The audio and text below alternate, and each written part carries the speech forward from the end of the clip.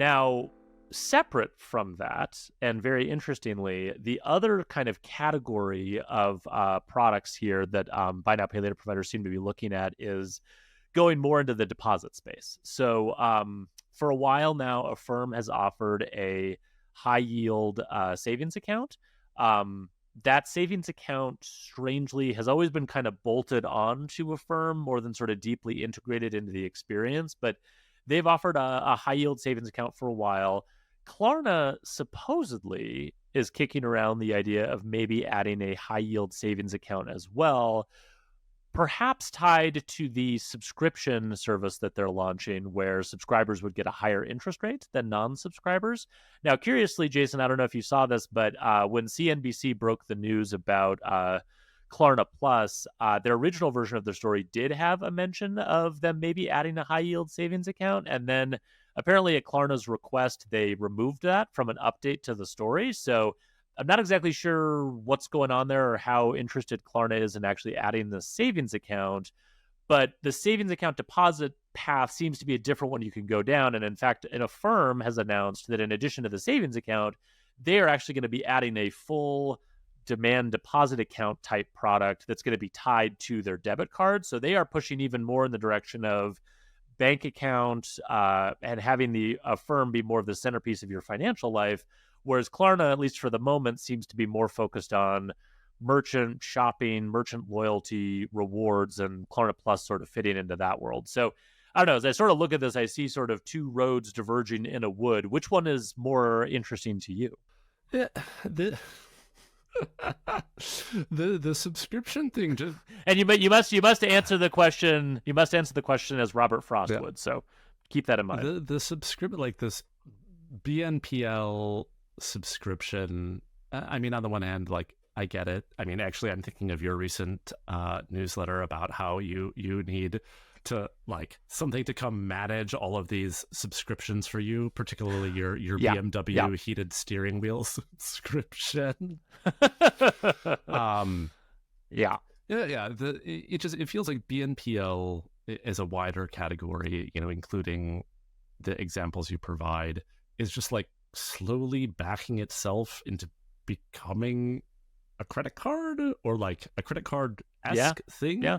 So it's like, well, what if I had a card and it let me buy things but pay for them later, and it had a fee? Maybe I pay it annually. Maybe we call it an annual membership fee, and we call this card a credit card. I mean, obviously I'm being a bit facetious. I mean, Klarna is interesting, particularly because in the US, it functions, quite comparably to Affirm and other BNPLs. In Europe, it actually owns a bank as well as a payment network. It acquired a payment network called Sofort. And so you can start to see it putting together, and I was like frantically Googling while you were talking. I'm pretty sure Klarna in the EU does offer like a high yield savings type account, which makes sense because it's a bank and it can use that to raise capital and use that capital to power its lending. The pieces for that strategy, at least for Klarna specifically in Europe, start to make a lot more sense, right? It has this customer-facing app that's like a shopping portal. It has, the Pay in 4 BNPL plus longer interest bearing. It has a payment network. You can see how those pieces fit together into like sort of like a coherent multi-pronged commerce strategy where it's on both sides. It's on the merchant side, it's on the consumer side. It's processing payments between them. It provides credit. Great. In the US, like Klarna in the US and then also Affirm, given, in a way, some of the banking as a service stuff we were just talking about, or the complexity of trying to build these products where in many cases, like I would argue the economic model remains unproven. So it's like you're describing Affirm as having this like savings thing that's like kind of bolted on. It's like, well, though that high yield savings account is actually money that is going to cross river, right? Which like, okay, fine. I'm assuming that there's some essentially revenue sharing or interest sharing where Affirm is earning, revenue based on the amount of deposits it's bringing to Cross River.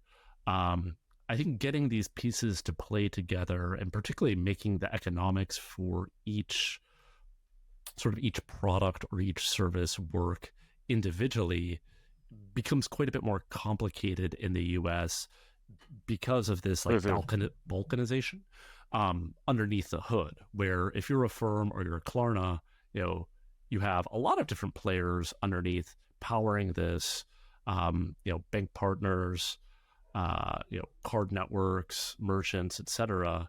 And I think that it sort of remains to be seen whether each one of these individual pieces actually works, and then when you roll them up into that whole thing, whether it makes sense and works in a way where it's a little bit more streamlined in Europe, when at least in Klarna's case, where they actually own that bank. Yeah, I think that's a good point. I mean, the thing about rolling them all up that I kind of constantly am asking myself as it relates to buy now, pay later is like what is the point of this for a consumer, right? Because I mean, obviously, like they have a lot of individual pieces that make sense and that add value. Even like Affirm, when it was offering the high yield savings account, like it was good, it was nice, it was a nice little kind of add-on, but it was really like bolted onto the side of a thing that it otherwise really had nothing to do with.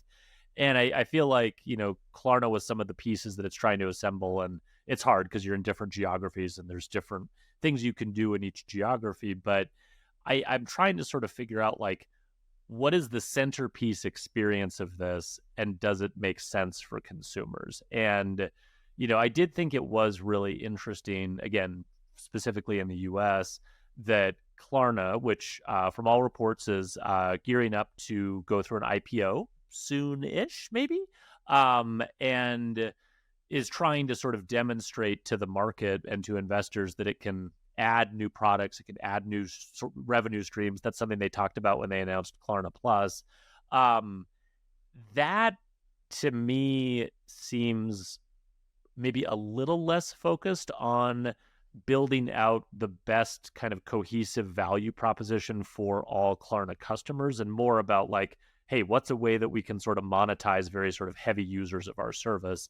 And, I mean, the comparison to credit cards is sort of irresistible. I think Matt Janiga on Twitter pointed out reasonably that, a $7.99 a month fee equates to just about as much as you pay in an annual fee for a sort of mid-tier rewards credit card, about $95 a year.